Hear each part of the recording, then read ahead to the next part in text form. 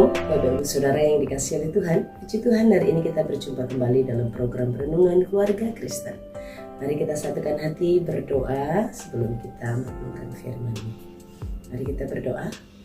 Bapa kami yang di surga, terima kasih untuk kebaikan Tuhan. Terima kasih untuk pertolongan Tuhan dalam hidup kami. Kami bersyukur untuk kasih setia-Mu. Kami bisa bangun hari ini dengan kekuatan baru daripada Allah. Terima kasih kami bisa menikmati hari ketiga ini dalam pertolongan Tuhan Yesus. Kami mohon urapan-Mu untuk hamba-Mu bersama Bapak Ibu Saudara di tempat masing-masing. Kami akan merenungkan firman-Mu. Teguhkanlah hati kami dan kuatkanlah kami. Pimpinlah kami dengan firman-Mu. Demi nama Tuhan Yesus Kristus. Amin. Bapak Ibu Saudara yang dikasihi oleh Tuhan, dalam kehidupan kita tidak asing dengan virus-virus yang membahayakan kehidupan kesehatan fisik kita.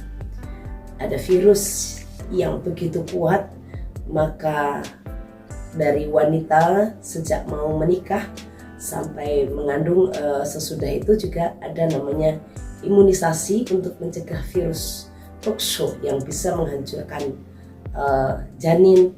Bahkan kami menemukan ada teman kami tunanetra itu efek dari virus ini. Penglihatannya menjadi rusak, menjadi tidak bisa melihat karena virus ini, sehingga orang melakukan pencegahan. Saat orang mengetahui bahaya virus itu, maka dia melakukan pencegahan. Mereka melakukan usaha pencegahan jangan sampai terkena virus. Saat seseorang mengenal virus, akan melakukan tindakan pencegahan.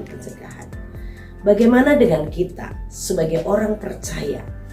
Pernahkah kita memperhatikan dan mempedulikan adanya virus-virus yang membahayakan kehidupan iman kita? Bapak Ibu Saudara, mari kita bersama-sama belajar dari bagian firman Tuhan dalam Yosua pasal 1 ayat yang ke-9. Yosua pasal 1 ayat yang ke-9, demikianlah firman Tuhan. Bukankah telah kuperintahkan kepadamu, kuatkanlah dan teguhkanlah hatimu. Janganlah kecut dan tawar hati, sebab Tuhan Allahmu menyertai engkau kemanapun engkau pergi. Bagian firman Tuhan ini adalah kalimat penegasan Tuhan kepada Yosua yang akan memasuki masa kepemimpinan, masa pelayanan, menghadapi 2 juta orang lebih yang dengan kebiasaan, dengan habit yang Yosua sangat paham. Yosua mengerti sekali, dan memang itu tidaklah mudah menghadapi memimpin bangsa pemberontak, menghadapi tantangan yang tidak mudah karena ada sungai Yordan yang dalam, ada tembok Yeriko dengan penduduk yang kuat-kuat. Masih ingat? 2 saja yang berkata mereka akan maju dan merebutnya, termasuk salah satunya Yosua. Tapi 10 diantaranya berkata, kita seperti belalang, mereka seperti raksasa. Nah, hari ini kita akan belajar pentingnya mengenali supaya kita tidak menjadi lumpuh secara iman. Bapak Ibu Saudara, hal yang sangat luar biasa yang disampaikan di dalam Yosua pasal 1 ayat 9. Maka diulang dan kembali ditegaskan. Bukankah telah kukatakan kepadamu, kuperintahkan kepadamu. Bukankah telah kuperintahkan kepadamu. Ini sebuah hal yang menegaskan kembali. Bukankah telah kuperintahkan. Karena dari ayat-ayat sebelumnya, Tuhan sudah memberikan perintah, kuatkan dan teguhkanlah hatimu. Ini adalah sebuah perintah yang harus diwaspadai. Ini menjadi sebuah imunisasi. Proses yang harus dimasukkan terus-menerus oleh orang percaya ke dalam dirinya, bahkan juga kepada anak-anaknya. Kita harus memiliki hati yang teguh, membangun kekokohan mental, membangun kekokohan iman kepada Allah. Aku sudah memerintahkan kepadamu, Bukankah sudah kuperintahkan? Kamu harus meneguhkan hatimu, harus menguatkan hatimu, dan kamu harus menjadi berani. Harus. Janganlah tawar hati, janganlah kecut dan tawar hati. Dua hal ini yang diingatkan oleh Tuhan, yang membahayakan kehidupan Yosua, yang mengancam kehidupan Yosua dalam melakukan tugas kepemimpinannya. Dua hal ini juga harus kita waspadai, Bapak Ibu Saudara.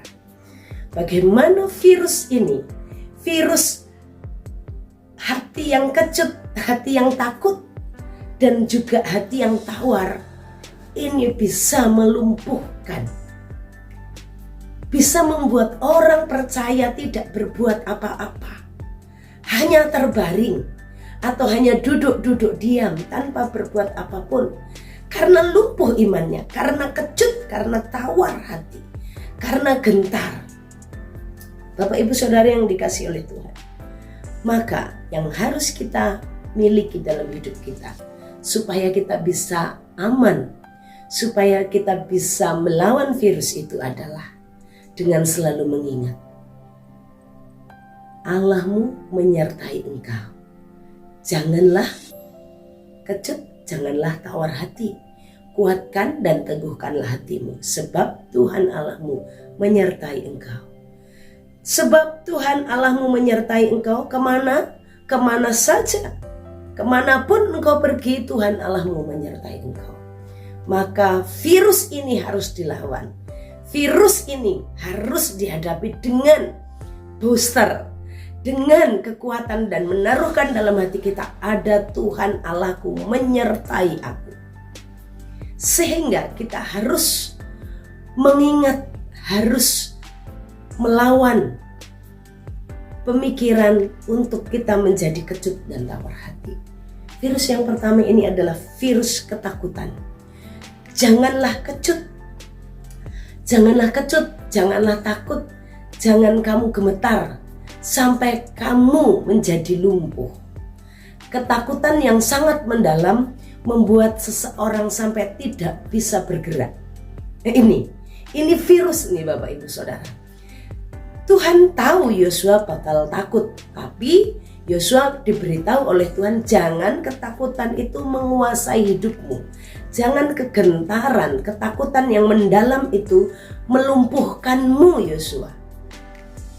Pernah tidak Bapak Ibu Saudara melihat, memikirkan keadaan situasi, lalu akhirnya memberikan diri dikuasai oleh konsep-konsep itu dan akhirnya tidak melakukan apapun?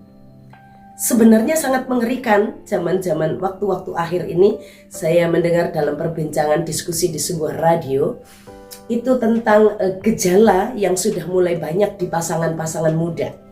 Pasangan-pasangan muda termasuk juga keluarga Kristen. Karena saya menemukan ini, ada pasangan-pasangan muda keluarga Kristen itu yang karena takutnya mereka bersepakat untuk tidak perlu punya anak. Ada istilahnya bagi mereka yang takut punya anak. Mereka tidak nyaman punya anak. Mereka itu mau menikah, mau diberkati Tuhan, menerima berkat rumah tangga, tapi jangan sampai punya anak. Punya anak tuh mengerikan. Apa mengerikannya? Bikin repot, bikin habisin duit, bikin habisin tenaga. Ada Bapak Ibu Saudara. Ada orang-orang yang sudah mulai termasuki pemahaman ini. Karena takut nanti kita jadi terbatas. Kita nggak bisa kemana-mana. Kita akan ngurusin anak. Apa nanti uang kita cukup? Ya lebih baik uang kita hanya untuk kita berdua. Kita bekerja untuk kita dua, untuk kita nikmati. Kita bisa traveling, kita bisa shopping, kita bisa kemana-mana. Bahagia kita berdua cukup. Tidak perlu dengan hadirnya anak. Mengerikan bukan? Sepertinya benar, sepertinya itu manajemen keuangan, tapi sebenarnya kalau itu hanya didasarkan pada ketakutan, apa dasar firman Tuhannya menikah dan tidak mau memiliki keturunan? Dasarkan kesibukan, berdasarkan ekonomi. Bapak Ibu Saudara, ketakutan sampai membuat orang melawan, tidak menikmati firman. Di mana iman? Apakah Allah hanya bisa menyatukan dua orang dan hanya bisa menghidupi dua orang? Dan kalau Tuhan kasih anak, Tuhan tidak sanggup memberikan berkat-berkatnya. Karena menganggap bahwa Tuhan itu terbatas. Bahwa sumber hidup itu hanya dari penghasilan saja. Bapak Ibu Saudara yang dikasih oleh Tuhan, mari kita waspada dengan virus yang merasuki ini. Bahkan ada dikatakan patah semangat. Jangan sampai kamu patah semangat. Banyak orang-orang percaya menjadi orang tua melihat anaknya yang super duper dengan keaktifannya, dengan berbagai macam persoalan, akhirnya menjadi patah semangat. Tuhan ingatkan Yosua, 2 juta orang itu pemberontak, pelawan, gak suka taat sama firman. Bayangkan Yosua seperti menjadi orang tua bagi 2 juta orang lebih yang melawan firman, yang gak suka taat. Tapi Tuhan bilang, kamu jangan kecut, kamu jangan gentar, kamu jangan patah semangat. Sebab aku menyertai kamu kemanapun kau pergi. Kalau aku pilih kamu jadi pemimpin untuk memimpin mereka memasuki tanah perjanjian seperti apapun bangsa itu, aku menyertai kamu Yosua. Bapak Ibu Saudara sebagai orang tua, jangan patah semangatmu. Ada Tuhan yang menyertaimu, ada Tuhan yang memimpinmu, Tuhan yang memberikan kekuatan bagimu untuk membawa generasimu, anak mantu cucumu hidup di dalam iman kepada Kristus dan membawa mereka menikmati tanah perjanjian. Bapak Ibu Saudara, pegang bagian firman ini. Bahaya jika kita mulai perlahan-lahan terasuki roh patah semangat, roh patah hati. Patah hati yang patah mengeringkan tulang, osteoporosis, nggak bisa buat apa-apa. Patah semangatnya, kalau sudah osteoporosis nggak bisa gerak bebas. Kadang-kadang yang mengalami kekeringan bukan hanya tulang kita, tapi karena hatinya sudah patah, nggak punya pengharapan. Ya sudahlah, dikasih makan aja, dididik juga sudah susah. Pernah nggak sih Bapak Ibu Saudara ada dalam hopeless, keputusasaan menghadapi anak yang luar biasa dengan keistimewaannya? Saat Bapak Ibu Saudara dipercaya oleh Tuhan memelihara, memiliki anak yang Tuhan sudah berikan, Tuhan juga akan memberikan kekuatan. Seperti Yosua, saat dipercayakan umat Allah, Tuhan akan menyertainya. Tuhan juga menyertai Bapak Ibu Saudara. Bapak Ibu Saudara yang dikasih oleh Tuhan, waspadai ya. Waspadai virus ketakutan.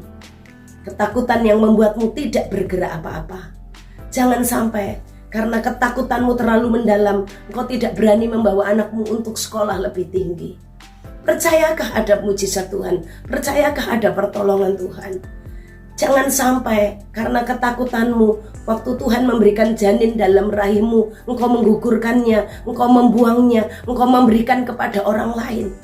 Apakah Tuhan yang sanggup menolong orang lain memelihara dan membesarkan anak, Tuhan tidak sanggup menolongmu memelihara dan membesarkan anak yang Tuhan berikan kepadamu?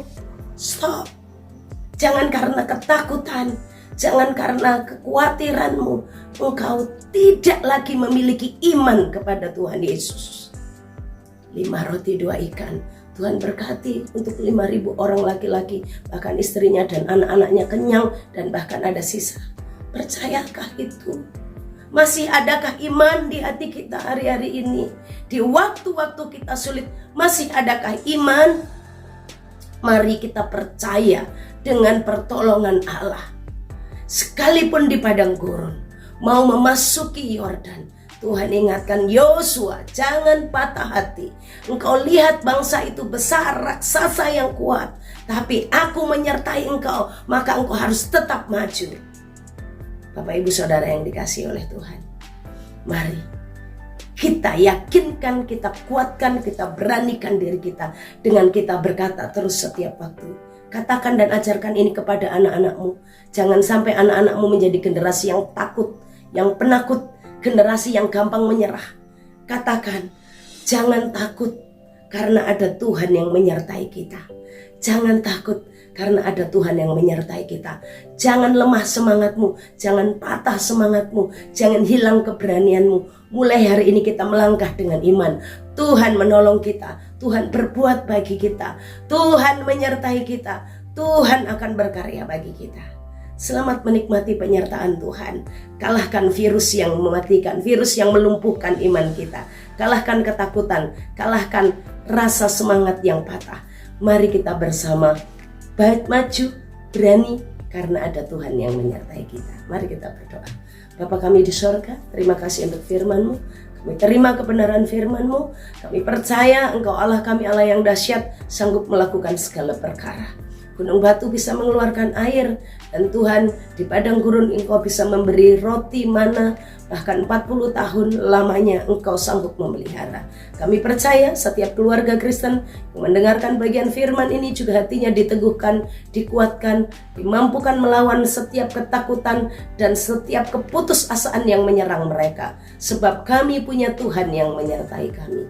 Demi nama Tuhan Yesus Kristus. Arahkan hatimu kepada Tuhan dan terimalah berkat-Nya. Tuhan memberkati engkau dan melindungi engkau. Tuhan menyinari engkau dengan wajah-Nya dan beri engkau kasih karunia. Tuhan menghadapkan wajah-Nya kepadamu dan memberi engkau damai sejahtera dari sekarang sampai selama-lamanya. Amin. Shalom, Tuhan Yesus memberkati.